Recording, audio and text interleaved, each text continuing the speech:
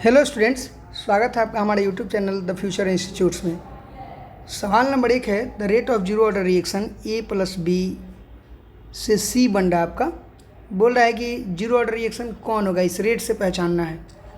तो जो पावर है उसको हम अगर ऐड करेंगे जीरो हो जाएगा तो जीरो ऑर्डर हो जाएगा। जैसे ए नंबर में इसका पावर जीरो, इसका power zero, zero plus zero add कर दिए तो कितना ऑर्डर हो गया, जीरो ऑर्डर हो गया। ठीक है।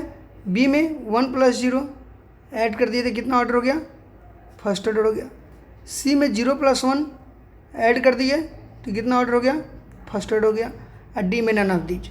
तो हमको जीरो ऑर्डर पहचानना है, तो इसमें आंसर हो जाएगा आपका ए नंबर आंसर हो जाएगा। सीधा और सीधा आपको लेना है और क्लिक कर देना है।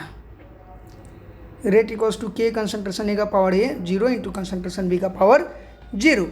क्वेश्चन नंबर 1 ऐसा दिखिएगा, पावर को जोड़ करके निकालिएगा बच्चों। ठीक है। अब क्वेश्चन नंबर नेक्स्ट, अब क्वेश्चन नंबर 2 में देखेंगे कि for a zero order reaction. Zero order reaction के लिए फार्मूला क्या होता है? जीरो ऑर्डर रिएक्शन के लिए टी हाफ का जो फार्मूला होता है वो होता है a equals to two by a by two k. T half equals to a by two k, यानी टी हाफ डायरेक्टली प्रोपोर्शनल किसके हो जाएगा, ए के, यानी इनिशियल कंसंट्रेशन की। किसके हो जाएगा, इनिशियल कंसंट्रेशन के। ठीक है बच्चों, इनिशियल कंसंट्रेशन के डायरेक्टली प्रोपोर्शनल हो जाएगा। T half equals to a by two k formula होता है, तो t half directly proportional to a हो जाएगा। तो ये था आपका क्वेश्चन नंबर 2। अब आते हैं हम लोग क्वेश्चन नंबर 3 की तरफ। तो बच्चों ये सीधा फार्मूला है कि फर्स्ट ऑर्डर रिएक्शन का टी हाफ क्या होगा, ये आपको रट लेना पड़ेगा। टी हाफ होगा फर्स्ट ऑर्डर का 0.693 बाई के, यानी कि फर्स्ट ऑर्डर के लिए टी हाफ क्या हो जाएगा, 0.693 बाई के। ठीक है। तो इस सीधा आपको क्या कर लेना है, याद कर लेना है। क्वेश्चन नंबर 3 केमिकल काइनेटिक्स का ऑब्जेक्टिव काफ़ी हल्का हल्का रहेगा, आपको ध्यान से देखना है। एक सवाल दिया हुआ है, हाइड्रोलाइसिस ऑफ ईस्टर इसको बोलते हैं, हाइड्रोलाइसिस ऑफ ईस्टर। इसको सीधे रख लीजिए, ऑप्शन छोड़िए, इसको सीधा याद कर लीजिए। पूछ रहा है कि सवाल जो है कितना ऑर्डर का होगा, सेकेंड ऑर्डर का होगा कि नहीं होगा। तो भाई इस रिएक्शन को हम लोग स्यूडो फर्स्ट ऑर्डर रिएक्शन बोलते हैं। इस रिएक्शन को क्या बोलते हैं, pseudo first order reaction. Pseudo first order reaction, pseudo first order reaction इसलिए बोलते हैं कि देखने में लगेगा 2 ऑर्डर का है लेकिन होगा फर्स्ट ऑर्डर का। Rate equals to k concentration CH3 COO C2H5 into concentration H2O। ठीक है। तो इसका भी पावर 1 है, इसका भी पावर 1 है, तो ऑर्डर होना चाहिए 2, लेकिन नहीं होगा। क्यों? इसलिए नहीं होगा क्योंकि कंसंट्रेशन ऑफ H2O क्या होता है, 1 होता है। तो जब 1 हो जाएगा तो बच गया सिर्फ यही, तो यहाँ पे इसका ऑर्डर कितना हो जाएगा, 1 हो जाएगा। कितना हो जाएगा, 1 हो जाएगा। तो इस तरह से आपको ध्यान में रखना होगा बच्चों कि स्यूडो फर्स्ट ऑर्डर रिएक्शन होता है हाइड्रोलाइसिस ऑफ ईस्टर। आगे की तरफ बढ़ते हैं, क्वेश्चन नंबर 5।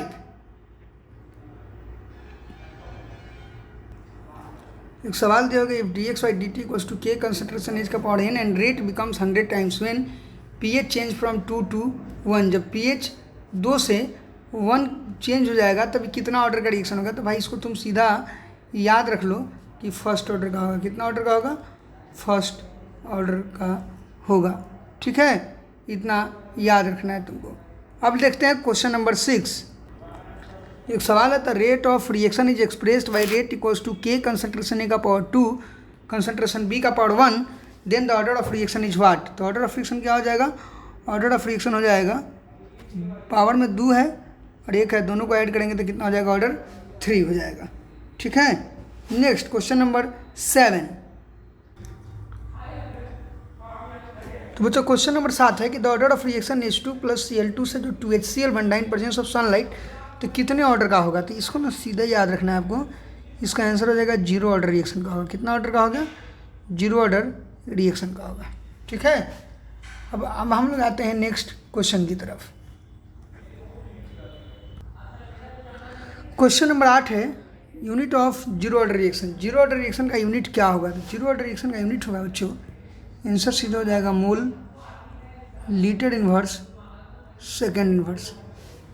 लेकिन इसका जो फॉर्मेट है जिससे किसी भी ऑर्डर का निकालना हो, मोल 1 - n into litre n-1 into second inverse. जैसे अगर जीरो ऑर्डर का निकालना है तो n की जगह जीरो डाल दो, 4 जीरो ऑर्डर।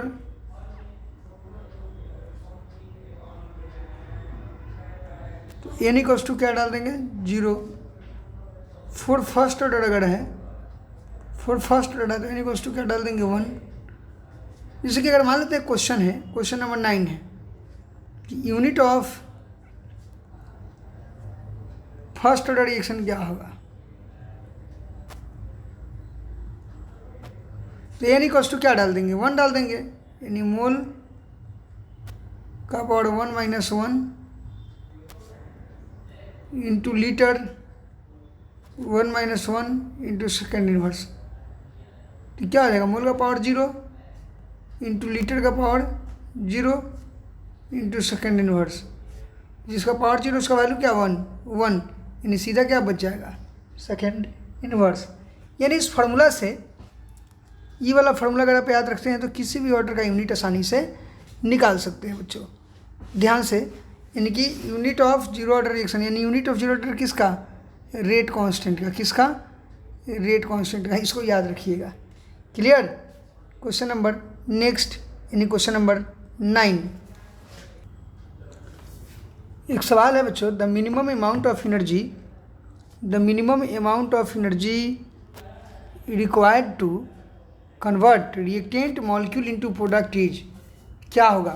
तो इसका आंसर हो जाएगा, इसका सीधा और सीधा आंसर हो जाएगा एक्टिवेशन एनर्जी। क्या हो जाएगा बच्चों, एक्टिवेशन एनर्जी, एक्टिवेशन एनर्जी यानी EA, ठीक है। क्वेश्चन नंबर 9 में थ्योरेटिकल सवाल है, the minimum amount of energy required to convert reactant molecule into product is called activation energy, ठीक है। क्वेश्चन नंबर 10,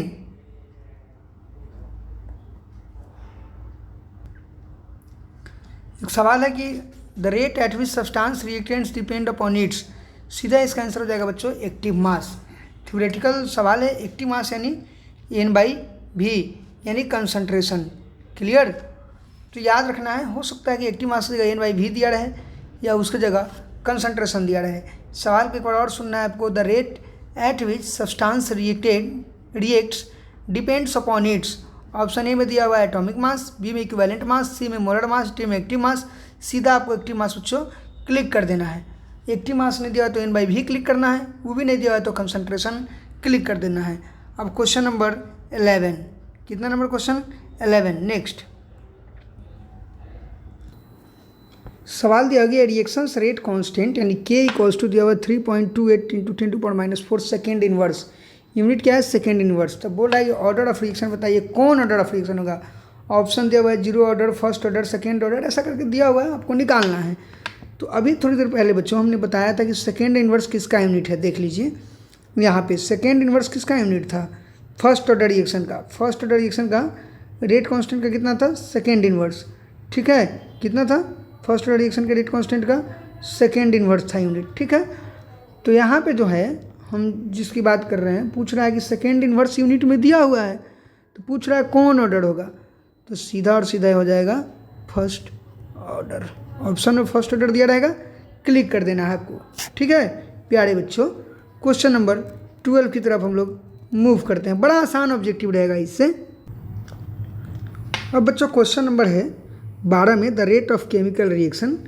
केमिकल रिएक्शन का रेट यानी कि क्या होगा, जब अगर टाइम बढ़ेगा तो रेट ऑफ केमिकल रिएक्शन क्या होगा। तो रेट इक्वल्स टू होता है dx/dt, यानी कि जब टाइम बढ़ेगा तो रेट ऑफ केमिकल रिएक्शन घटेगा, यानी कि decreases with time. Option number सीधा हो जाएगा बी, डिक्रीजेज विथ टाइम। अब क्वेश्चन नंबर 13 की ओर मूव करेंगे हम लोग, ठीक है बच्चों। क्वेश्चन नंबर 13 एक बड़ा अच्छा सवाल है कि द केमिकल रिएक्शन 2O3 से 3O2 दिया हुआ है, O3 से O2 + O फास्ट, O से O3 2O2 स्लो। तो हम लोग जो पढ़ेंगे जैसे कि 2-3 स्टेप का रिएक्शन होगा, जैसे स्टेप 1 है, स्टेप 2 है, स्टेप 3 है।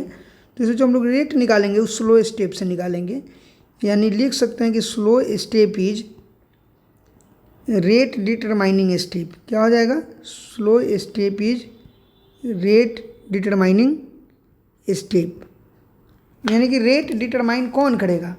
तो जो स्लो स्टेप में रिएक्शन होगा वही रेट डिटरमाइन करेगा। तो इसके लिए हम सीधे इसका रेट लिख लेंगे। इसका रेट इक्वल्स टू क्या लिखेंगे? के कंसंट्रेशन ऑफ रिएक्टेंट, यानी के concentration O into concentration O3। लेकिन जैसे ही ऑप्शन में नहीं दिया रहेगा, फिर आप कहेंगे कि सर तो आएगा आंसर कैसे? तो इसको थोड़ा सा एक्सपेंड करते हैं, ई वाला लिखेंगे, इसको इक्वेशन 1 मान लेंगे। ध्यान से सुनिएगा। उसके बाद हम लोग कैसे निकालेंगे equilibrium constant in terms of concentration.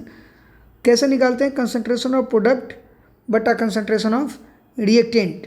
ठीक है, तो कंसंट्रेशन ऑफ प्रोडक्ट बटा कंसंट्रेशन ऑफ रिएक्टेंट जब निकालेंगे तो इसका हो जाएगा, निकालेंगे यानी कि जो इक्विलिब्रियम में रहेगा उसी का निकालिएगा आप। तो ई वाला रिएक्शन इक्विलिब्रियम में है, तो इसका कैसे निकालेंगे? तो हो जाएगा concentration of O2 into concentration of O by concentration of O3। जब यहाँ से कंसंट्रेशन ऑफ O अगर आप निकालते हैं, इसलिए कंसंट्रेशन ऑफ O अगर निकालना हो तो ये हो जाएगा Kc into concentration of O3 बटा कंसंट्रेशन ऑफ O2। ठीक है बच्चों, और इसको शांति से लेकर के आराम से इस सवाल को उठाना है इसको, और इसको डाल देना है किस में? इक्वेशन 1 में। इक्वेशन 2 को किस में इक्वेशन पुट कर देना है? इक्वेशन 1 में, यानी पुटिंग इक्वेशन 2 इन इक्वेशन 1, यानी क्या हो जाएगा? Rate equals to k concentration of O की जगह डाल देंगे Kc into concentration of O3 बटा concentration of O2 into concentration of O3। ठीक है बच्चों, अब इसको अगर आप सॉल्व करेंगे तो क्या हो जाएगा? O3 ये भी कंसंट्रेशन में है, O3 को मल्टीप्लाई करेंगे तो क्या हो जाएगा? O3 का स्क्वायर, K इंटू के डैश सी, Kc को लिख देते हैं K डैश सी या K डैश लिख देते हैं सीधे, ऑप्शन में K डैश दिया हुआ है। तो रेट इक्वल्स टू हो जाएगा K dash into concentration of O3 का स्क्वायर इंटू O2 का इनवर्स। ठीक है, रेट इक्वल्स टू निकल जाएगा K डैश O3 का स्क्वायर इंटू O2 का इनवर्स। यानी कि इस तरह से क्वेश्चन नंबर 13 आपको सॉल्व करना पड़ेगा। ध्यान से आप देख करके कॉपी में लिख लीजिए, ये वाला लाइन तो पक्का लिख लीजिएगा, काफ़ी इंपॉर्टेंट है कि slow step is rate determining step. और ये क्वेश्चन काफ़ी फेमस क्वेश्चन है, इस क्वेश्चन को ध्यान रखिएगा, सब्जेक्टिव में भी पूछ सकता है। क्लियर? आप ऑब्जेक्टिव पे ही सिर्फ डिपेंड नहीं रहे, सब्जेक्टिव में भी सवाल को पूछ सकता है। अब क्वेश्चन नंबर 14, सवाल नंबर जो आपका नेक्स्ट है कि the temperature coefficient of most of the reaction lies between. तो जो टेम्परेचर कॉफिशिएंट होता है लाइज करता है 2 और 3 के बीच में। हालांकि मेनली जो टेम्परेचर कॉफिशिएंट होता है वो होता है 2 है, लेकिन लाइज बिटवीन पूछेगा ना कि किसके किसके बीच में लाई कर रहा है, तो आप 2 और 3 के बीच में बोल सकते हैं। ठीक है बच्चों, इस तरह से केमिकल काइनेटिक्स का जो प्रीवियस ईयर का जितना सवाल था हमने करा दिया आपको, इससे ज़्यादा सवाल तो है नहीं। और आई थिंक कि आपको एक बार बढ़िया से वीडियो देख लेना है और टोटल का टोटल सवाल कॉपी में लिख लेना है। अगर क्लासरूम के बच्चे वीडियो को देख रहे हैं तो क्वेश्चन नंबर जो 13 है, जो क्वेश्चन नंबर 13 है, इस क्वेश्चन को हम बोर्ड पे बनवाएंगे आपसे। ठीक है, तो थैंक यू, दैट्स ऑल। बने रहिए हमारे साथ, धन्यवाद।